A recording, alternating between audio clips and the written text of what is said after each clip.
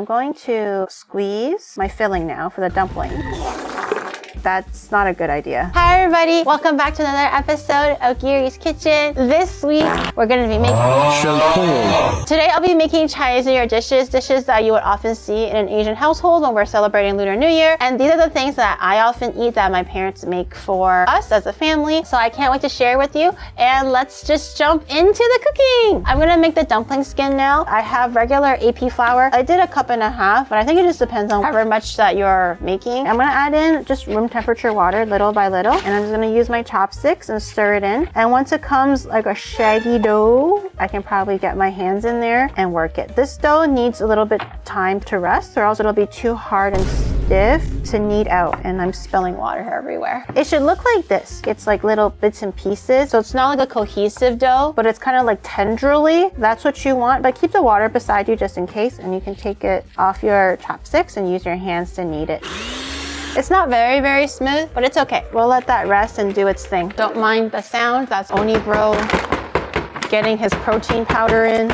Can you not? The dough is resting. I need to make my dad's balls, but I think I'm going to let my veggies sit in salt for a bit so it can soften and get the water drawn out. I'm just gonna cut these as small as I can. Definitely use a food processor if you can. This is for the dumpling filling, not for the meatballs. The meatballs will be later. I'm just cutting up the veggies a little bit and putting salt in it to draw out some extra moisture so your dumplings don't get super soft and super wet. Thank you, Pom Pom. You want to give your veggies a little bit of time to make sure that the liquid gets drawn out using some salt. This time I'm making a veggie dumpling, so it's going to be vegetarian. It has eggs in it. I don't know if having eggs is considered vegetarian anymore or not. It's not vegan, but it is vegetarian. I'm thinking what side to do for the carrot. Let me do this side first and see how that looks. That's good. I like this side. And then I'm going to mix my cabbage and the carrots together. All the veggies that tend to extrude Are you good, Pom Pom? I'm gonna make the meatballs now. I'm gonna feel out my dad's balls. Okay, I have my meatballs. I'm gonna do maybe half. So I have the meat. I'm gonna add in some garlic and some ginger to take away some of the stank. So for those who don't know, these meatballs are called lion head meatballs, and they're supposed to be like these massive, juicy, flavorful, tender meatballs that you cook with a little bit of like veggies and stuff. I'm chopping my garlic nice and small. You can add as much garlic as you want. I did like 6 big cloves, I think. I'm just gonna peel my ginger and grate it directly into here. I'm gonna grate it instead of cut it because I want the juice and bits of the meat. I don't think I'll ever be able to cut ginger finely enough with a knife, so a zester is better to like extract all the juices out. I have my meat mixed in. I'm gonna add in my salt. So this is what my dad said. You get a bunch of ground pork, season with your garlic and your ginger, and he says you want to, for the majority of the seasoning, use salt and a little bit of soy sauce. He says to not incorporate too much wetness into the meat. Too much wetness will make it fall apart. You want it to be tender, but you still want it to have like bounce. So do the soy sauce and everything else that you would do to season your meat normally, but try to lean more and rely on the salt a little bit more than the actual soy sauce. So that's what I'm gonna do. I added in cooking wine, oyster sauce. Okay, and I'm just gonna get like a dash of soy sauce. And because we're not using too much soy sauce, I'm going to add some MSG, and I'm going to mix that, and hopefully that will be enough seasoning. So we want to make sure that it is well seasoned, but mostly relying on salt and not soy sauce. And I think I'm going to add some pepper. I have some water ready as well. You can use regular water. That's totally fine. You can also use stock if you have it. I actually have dried mushrooms soaking, and the mushroom is going to be for the dumpling filling, but I'm going to use the water because I don't want to waste it. The water is going to help loosen the meat, and you want to keep stroking it, or not stroking, god damn it, Giri. You want to massage your meat, like unidirectional, one way only, until you start to see strings pull out of the meat. Stroke my meat until I shoot string. Noted. You're not shooting strings. The meat will be releasing strings. And then you want to do the water in sections. You want to give the meat some time to absorb the water before you add in more. If you add it in all of it at the same time, you can overwhelm it. And also it just depends on how much meat you have. Sometimes it needs more water. See how it's like getting more and more stringy? Don't stop, keep going. And you can kind of see here now, like the bowl's starting to get dirty a little bit because the muscle fibers, or the proteins or whatever whatever is starting to like separate, and you can kind of see how it's not like chunky. My dad's secret is cornstarch. Cornstarch will help the meat be tender, but at the same time congeal and hold its shape, so it's not going to like fall apart and stuff like that. But how much cornstarch to put in, he literally has no idea. He says that if I add in too much, it will turn rock hard, and if I add in too little, it'll fall apart. So I'm just gonna sprinkle it in there and test the will of the anime gods. I think the meat is almost done. Let me give it another sniff test. It smells like my dad's balls. Meatballs. Okay, we're gonna do oil. This is how my dad makes it. He shapes the balls and then he fries them so the outside is golden and crispy, and then he puts it in the microwave and cooks it for 8 minutes. So normally I think if you don't want to microwave it and if you want to be like health conscious, I think you steam it for like 20 minutes. The cheat way is just chucking it into the microwave for 8 minutes, and you get really beautifully done meatballs. I'm gonna make them about this big. I think that's how the size that my dad likes to make them. I'm just sticking my chopsticks in to see how the oil is, and it looks good. There's like tiny little bubbles, so that's an indication that it's good. And I'm gonna, okay. I have my heat at a medium, high, medium. Adjust the heat as you go. But try to make your balls equal size so it cooks evenly and not like some big, some small. While that one is cooking, the last one, I'm going to get some napa cabbage ready, and that's gonna be like a little decoration, and also so it has like a little like a leaf to sit on. Just rip a few leaves off. I have chicken stock here. I think it's like salted slightly. Don't worry about having your chicken stock super salted, because the saltiness of your meat will leach out into your soup. Okay, I'm sure you guys are familiar with how salty your meat is, chat, okay? I saw someone asking that about 5 to 10 minutes ago, but where are the dumplings?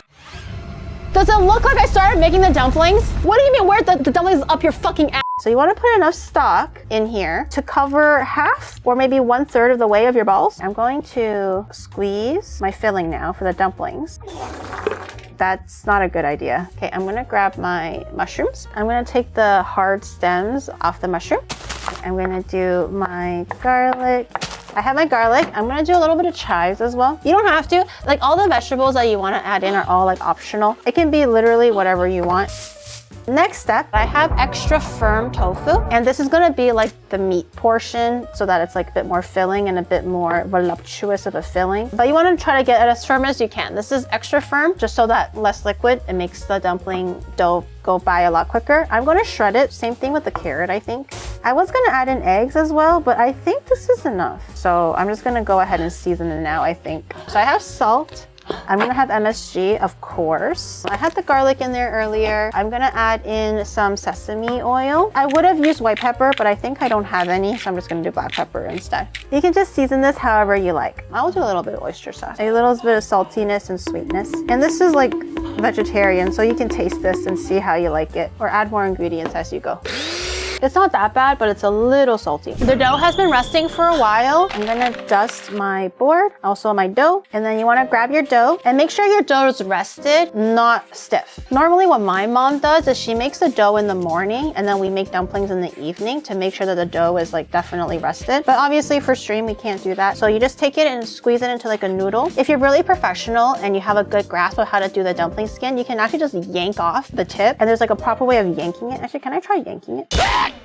I'm not good at it. There's a technique that you can yank it, but my family doesn't yank it, so I'm just gonna cut it the way that my mom does it. And then try to get it as even as possible. Mix it up with the flour, set it aside. So you want to grab the circle thing that you just made, and then you squish it. And then you go over with your rolling pin just slightly to make it flat. And what you want to do is you want to hold one edge. So you want to roll up a little, come back, rotate it. Since you're stalling, I'ma read my book. Can you listen? So the center has a little bit of a thickness to it, but the outside is thin, so that when you put in the filling, the center thickness will support like your dough. I think the best rolling pin for this job, you want to use is tapered ones. So thicker in the middle and it tapers thinner to the edges. I just bake a lot, so I have like the baking rolling pin. It's not the best, but it'll do. And ideally, if you actually did the separation properly, your skin should all be equal sizes, but clearly I didn't do that. So, okay, I'm gonna grab my skins that I rolled out, and I'm gonna grab my filling, and I'm just gonna fill it as much as I can. If you guys are not too comfortable with filling it like super crazily. You don't have to, but you just want to cinch the skin together. It's a lot easier to close skin off when the dough is fresh because it's like softer dough. If you're doing like the store-bought kind, it's a little bit harder. But I just kind of like shove the skin in between my finger webbing on both sides, and I pinch down and in at the same time to make that kind of crinkle. You can also do it where it's like pleated, and I can show you how to do that. So you do your filling, you put it in as much as you can. I kind of pinch in the top here. And how to do pleated for me, I kind of like lift the lip up a little bit, and then I bring the extra folding down, down, down like this. So now you have a pleated edge on this side, and on the same side, you want to pitch in a little bit. Lazy so deserves there's more peepees. skin on the top, and then you want to pinch down. But this is how you do it, like the pleated way. But I prefer to do it the other way. Okay, I'm gonna go check up on my meatballs and see how they are. Oh, it's beautiful. Okay, the flavor is good. The seasoning is perfect. Texture, I need to work on still. How long did you microwave the meatballs for? 8 minutes, depending on the size. So if it's a little bit smaller, you can do 5 minutes. For like these like medium-sized meatballs, I would say it's about 8 minutes. That's what my dad told me. But if you're making them like humongous, like the restaurant style, either 10, 15 minutes, or by then, I would say the safest is to actually just steam it for like 30 minutes or something. I think what my dad usually does is he doesn't actually wait for the water to boil. You can see like the bubbles coming up already. I think it should be almost ready to put in. I'm gonna let it boil just a little bit more though, and then I'll start putting the dumplings in. So one note, if you're boiling anything for that matter, make sure you drop it in slowly and do not fear the heat, okay? The heat can't hurt you if you know the proper technique. Never hold a dumpling or whatever you're trying to boil and drop it from high up just because you're scared of the steam. You can do it quickly, but there's a safe option where you just grab something by the edge, or in this case the dumpling, and then you want to bring it down and lower it into the water until the water is like close to your finger but not touching it, and then you let go and then you drop it in so that it doesn't splash. Also, because I'm not making meat, the filling is already fully cooked, so as long as the dough is cooked through, it's completely fine. You don't have to worry about anything else not cooking through. If you are making meat though, normally you want to make sure not only the dough is cooked but also the inside is cooked. You can always just rip one apart and see if it's cooked through. Normally it takes about, I don't know, 6 to 8 minutes if it's meat, but in this case, as soon as it's floating, I'm gonna give it another 2 extra minutes and then it should be good. It looks good. It looks like my mom's dumplings. It's yummy. It's definitely cooked through. I got my dumplings, I got my meatballs. Let me get a little bowl. So usually for the way that I like to eat it is, I have my mom's homemade chili oil. Unfortunately, what goes in my mom's chili oil? I have no idea. You can just use laugama. I mean, I'm gonna share with Onibro later, so we're gonna do a few big scoops. If you don't like spicy, you do not have to put in this much. This is all like up to taste. But I also like to do Chinese black vinegar. Do not use like apple vinegar, white vinegar, balsamic vinegar. I mean, balsamic maybe, sure. And I have Maggi sauce. I prefer the taste of Maggi sauce over soy sauce. That's just me. You can do soy sauce, but I prefer Maggi sauce.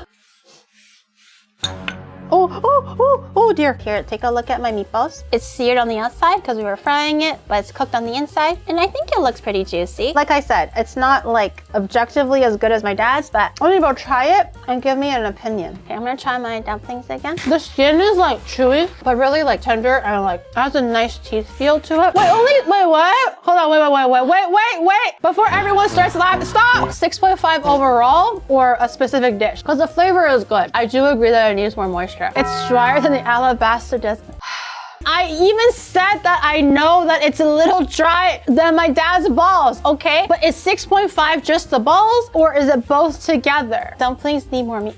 Like, because it's vegetarian or it just needs more filling? What do you want? It's so much filling. I was so proud of it too, and then he fucking says that it's not filling enough and it's drier than the desert. Holy shit. Did you want me to be honest? Why are you like this? 8 out of 10? Ha. Okay.